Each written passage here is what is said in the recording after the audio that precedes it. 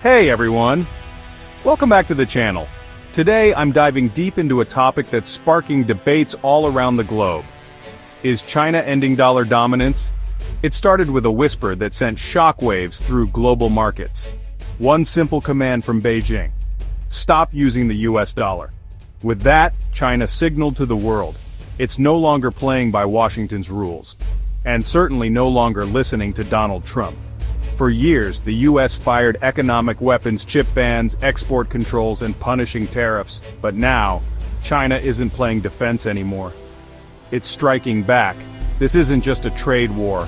This is a financial rebellion. The US is now going for China's jugular, trying to cut it off from the very heart of global finance.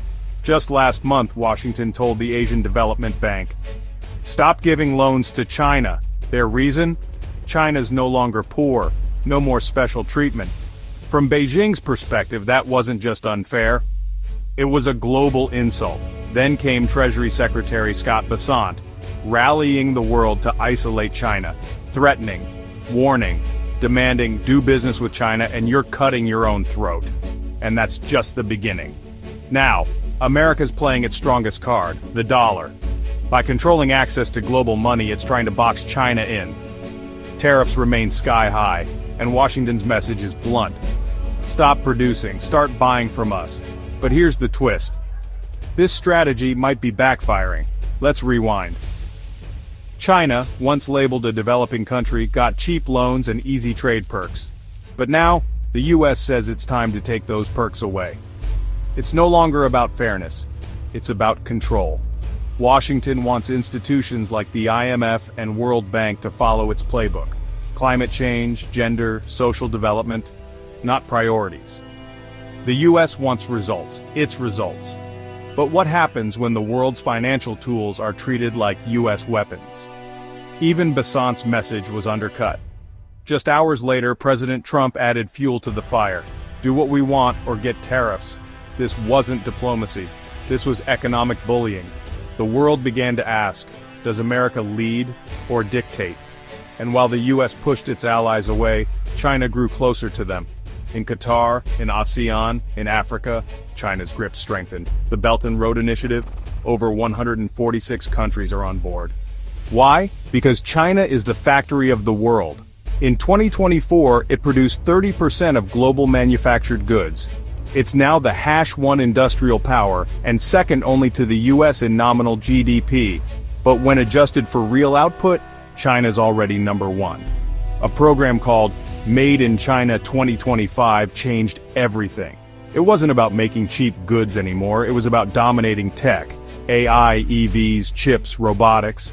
Today, China makes 60% of the world's electric cars, leads in solar panels, and installs more industrial robots than any other country. And unlike the past, Chinese factory workers now earn salaries rivaling Europe's. It's not about cheap labor, it's about scale, speed, and strategy. Meanwhile, America's manufacturing sector is at its weakest since World War II, just 10.3% of its economy. That's why Washington is scared, because in this new industrial war, China is winning. Take electric cars. BYD just launched a 10–30% price cut, blowing Tesla out of key markets from Europe to Southeast Asia.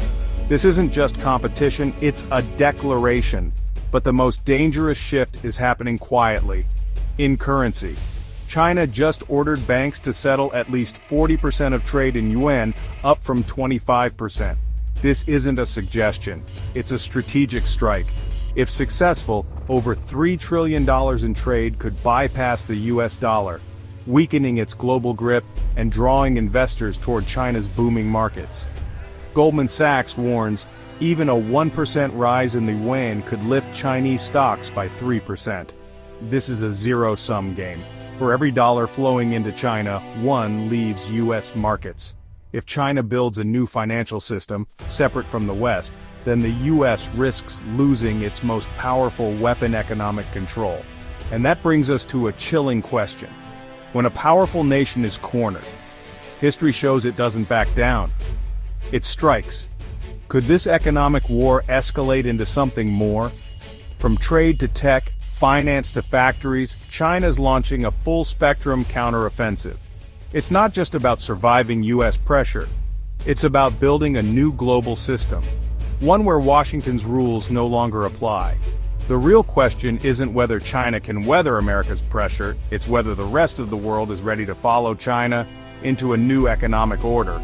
If this breakdown gave you new insight, don't forget to hit subscribe and turn on notifications. The world is shifting. Stay informed.